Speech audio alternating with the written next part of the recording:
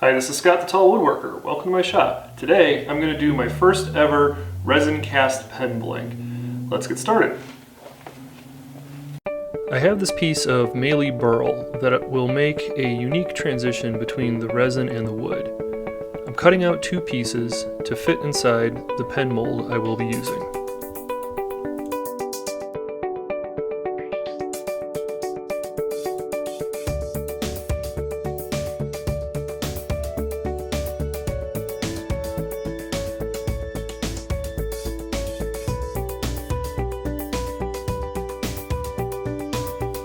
One of the pieces was slightly oversized, so a quick trip to the bench sander got it to fit inside the mold. Time to measure out the resin. I'm using Alumilite Clear Slow for my pour, which is measured by weight, not by volume. I start by measuring out the resin into 3 separate cups. I've chosen to color the resin red, blue, and black.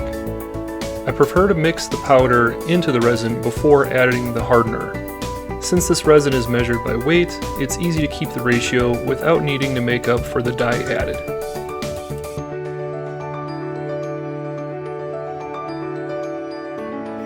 Now I add the hardener using the same weight as earlier, and then I'll mix up the resin thoroughly.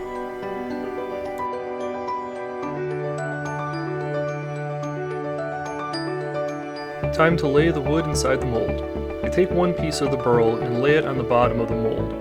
It's a tight fit, so I don't worry about it floating up.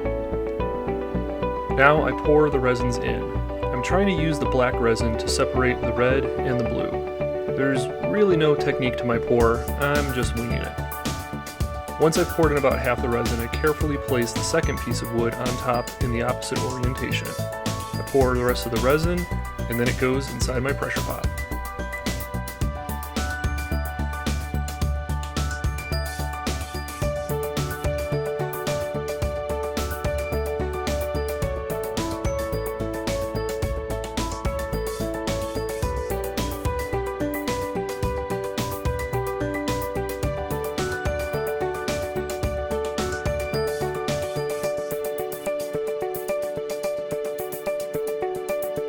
The next day, I take the mold out of the pressure pot, and then it's time to remove the blank.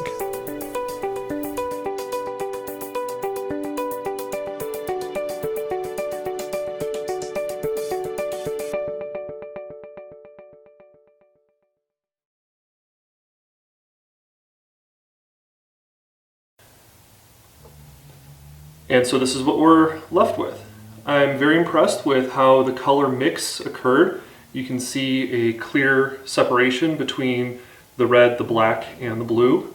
And you can even see where the wood is inside that blank. This was actually my second attempt at a blank. First attempt, I didn't take into the account that it's winter time-ish in Chicago, and my shop is colder. So I tried depressurizing it only after 2 hours, and as soon as I did that, all of the air bubbles that were compressed basically re-expanded, making the mold unusable. For this one, I actually let it sit for 14 hours under about 55 psi, and when it came time to demold, it's a nice solid brick. So I've already got some markings on it that I'm going to use to cut out a couple of blanks for the pen kit that I'm going to do, and we're going to see which one of the two I end up liking a little bit better. So I'm going to cut this up and go through the normal pen making process.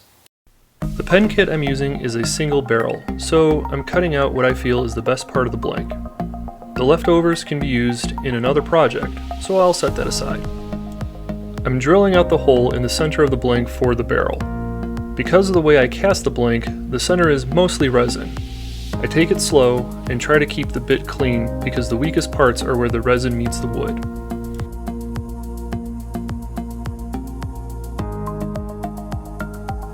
After scuffing up the brass, I use medium CA glue on the barrel, then insert it into the blank and wait for the glue to dry. Now I trim the ends of the blank and clean out any CA glue that I got inside the barrel using a barrel trimmer on the drill press.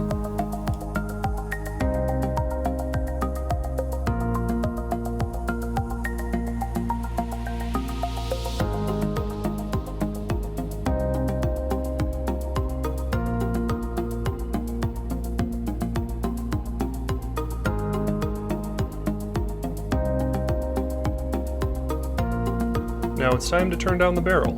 I start by knocking off the corners and making a true cylinder. After that, I can shape it down to size. I got a little nervous that there would be too much wood and not enough resin in the final barrel, but the more I turned away, the more resin was exposed. I wanted to take a quick moment to ask that you please click the like button for this video and feel free to comment with anything you'd like to say. And please subscribe to my channel. I'm trying to get my own custom YouTube address, and YouTube requires 100 subscribers to unlock this. I purposefully tried to make sure that there was a piece of wood down the entire length of the blank.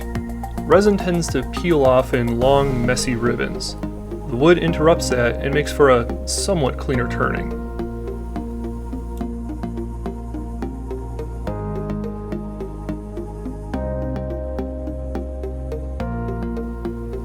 After I've gotten the shape down to match the bushings, I begin the dry sanding.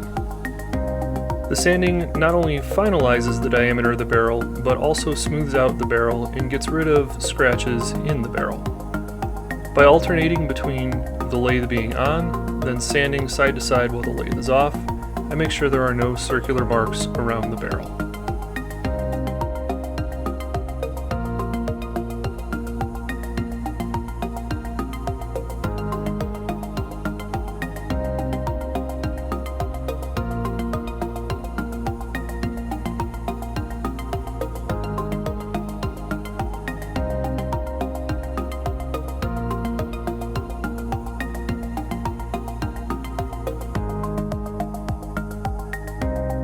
Once I finish with the 600 grit sanding, it's time to apply a protective finish. On wood and resin hybrid pens, I like to use a thin CA glue to give a protective hard coating. You may notice the white bushings on either side of the barrel.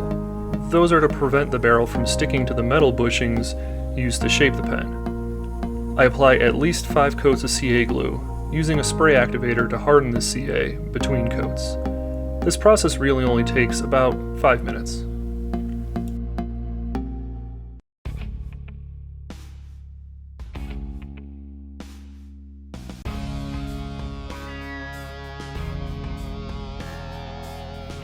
The CA glue leaves a bit of a rough finish, but it's easy to smooth out with the wet sanding. I spend most of my time with the lowest grit micro mesh pad. Then once I no longer feel any roughness, I can go through all the grits, following the same on-off process I did with the dry sanding. Once finished, the pen barrel is smooth and glossy.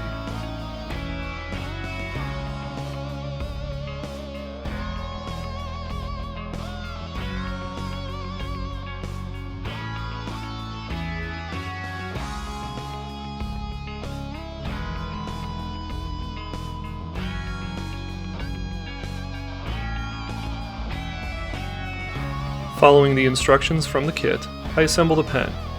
I first press in the lower detail that attaches to the nib. Then, I press the upper bolt mechanism. After screwing on the remaining pieces, the pen is finished.